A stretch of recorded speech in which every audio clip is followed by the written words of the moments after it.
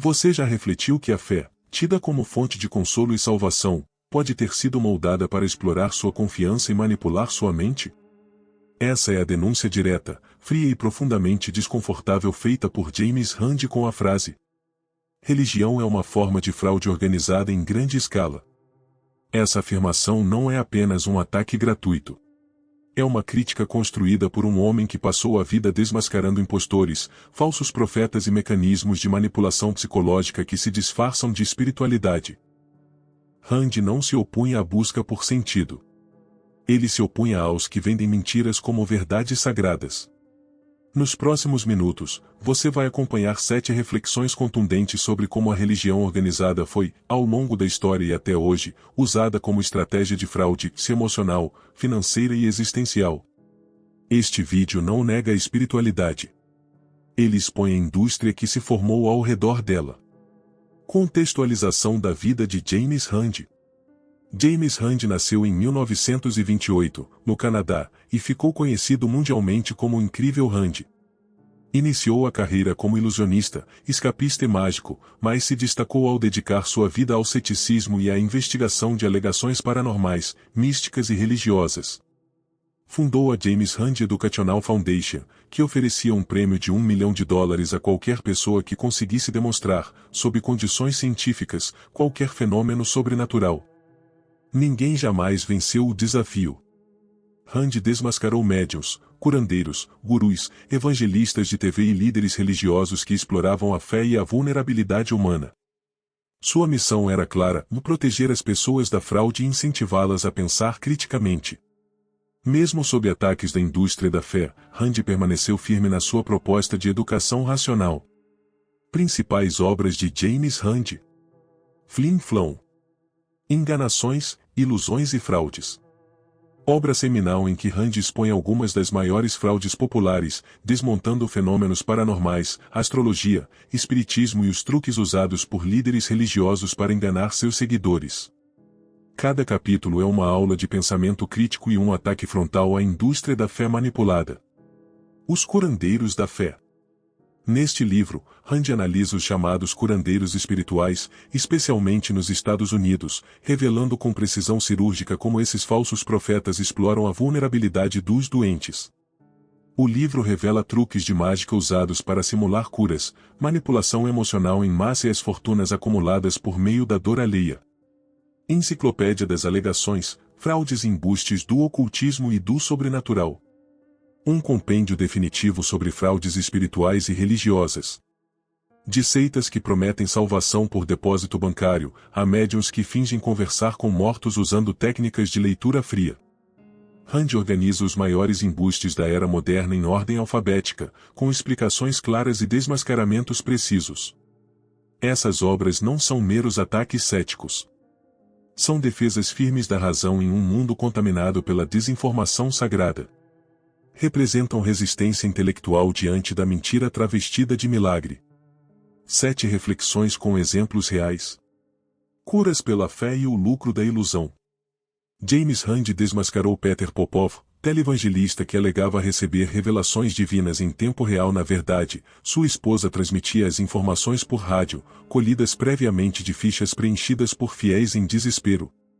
Popov simulava curas ao vivo, com pessoas que mal podiam andar, se levantando milagrosamente, depois reveladas como cúmplices ou vítimas de manipulação. Essa encenação gerou milhões de dólares. Mas o que parecia milagre era apenas roteiro e microfone. Enquanto isso, doentes reais, convencidos de que haviam sido curados, abandonavam tratamentos médicos, apenas para piorar e morrer em silêncio, fora das câmeras. A fé foi sequestrada para vender esperança como espetáculo, e sofrimento como audiência. Milagres fabricados e shows espetaculares. Levitações, estátuas que choram, vozes celestiais, fenômenos de possessão e expulsão de demônios são frequentemente produtos de truques teatrais. Randi demonstrou como muitos desses milagres seguem fórmulas da mágica de palco, de ilusionismo, som ambiente controlado, sugestão psicológica e encenações sincronizadas. Em cultos televisionados, gritos, quedas ao chão e convulsões espirituais são produzidos como coreografias. Câmeras cortam para rostos em êxtase, música sobe no ponto exato, pastores impõem as mãos com violência, enquanto multidões aplaudem. Nada ali é espontâneo. É um roteiro emocional, fabricado para parecer sagrado e gerar engajamento, doações e seguidores. Igrejas como corporações bilionárias. As chamadas mega-igrejas atuam com estrutura empresarial, faturando bilhões. Vendem de tudo: camisetas ungidas, água do Rio Jordão, livros de autoajuda espiritual, cursos pagos de libertação e campanhas de prosperidade divina. Muitas dessas igrejas são registradas como instituições isentas de impostos, mesmo movimentando valores maiores do que empresas de capital aberto. Enquanto pastores acumulam fortunas, compram mansões em condomínios de luxo e jatinhos particulares, os fiéis são encorajados a plantar sementes financeiras com seus últimos centavos. A promessa é de retorno espiritual, mas a colheita é sempre da igreja, se nunca do fiel. A religião virou um sistema tributário sem Estado, cobra, promete, lucra, mas não presta contas.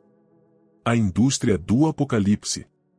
Desde a década de 1980, falsos profetas anunciam o fim dos tempos para justificar medo, submissão e arrecadações em massa. Em 1988, Edgar Vizena garantiu que o arrebatamento ocorreria naquele ano. Errou.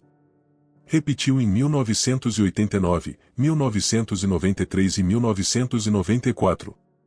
Em 2011, Harold Camping disse que o mundo acabaria em maio, depois em outubro. Errou de novo. Em todos esses casos, milhares de pessoas venderam casas, largaram empregos, doaram todos os bens à igreja. Quando a profecia falhava, era um teste de fé. Essa indústria recicla o medo e a cada fracasso, um novo cronograma. A cada erro, uma nova interpretação. Mas os fiéis continuam financiando o colapso que nunca chega. O Apocalipse virou um modelo de negócio, sempre iminente, sempre lucrativo. Seitas e suicídios em massa. Em 1978, Jim Jones conduziu o maior suicídio coletivo da história moderna e 918 pessoas morreram em Joneston, guiadas por uma promessa de redenção. Mulheres, homens e crianças beberam veneno em silêncio, enquanto o pastor Jones falava ao microfone, exigindo obediência até o fim. Esse evento foi precedido por um ambiente de culto totalitário, de isolamento, controle psicológico, lavagem cerebral e a constante demonização do mundo exterior. Muitos não morreram por fé em Deus, mas por medo do líder. A história se repetiu com David Koresh e a seita Ramo Davidiano, no massacre de Waco. E com o Heaven's Gate, onde 39 pessoas se suicidaram acreditando que um OVNI os levaria ao paraíso. O denominador comum.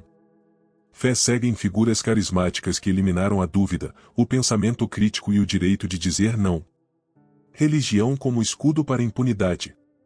Padres, pastores e líderes religiosos foram acusados de abusos sexuais, lavagem de dinheiro, incitação à violência e até assassinato. A resposta institucional quase sempre é o silêncio.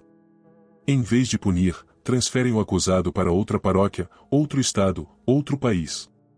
Casos como os da Arquidiocese de Boston, nos Estados Unidos, revelaram que centenas de padres pedófilos foram protegidos por décadas. A igreja sabia. E escondeu. Documentos vazados mostraram que o objetivo era preservar a reputação da instituição, não proteger as vítimas. No Brasil, o escândalo da Igreja Universal envolvendo tortura psicológica de fiéis e lavagem de dinheiro foi abafado com campanhas de mídia e blindagem política. A fé se tornou um escudo moral, quem critica, é ímpio, quem denuncia, é inimigo de Deus. Nesse sistema, a santidade serve à impunidade. Fé como produto de mercado. Hoje, há igrejas oferecendo assinaturas espirituais, planos mensais com benefícios celestiais escalonados, e mais você paga, mais bênçãos você recebe. Algumas vendem consultorias espirituais com promessas de sucesso profissional, afetivo e financeiro, tudo mediante pagamento. Há cursos com preços altíssimos ensinando técnicas de orar certo, como ouvir Deus em 7 dias ou ativar os dons do Espírito. Plataformas religiosas online comercializam orações personalizadas com inteligência artificial, mensagens motivacionais pagas e até avatares espirituais. O altar virou vitrine. O púlpito, balcão de vendas. A fé, uma mercadoria com embalagem brilhante e promessas de alta performance emocional. Análise da frase.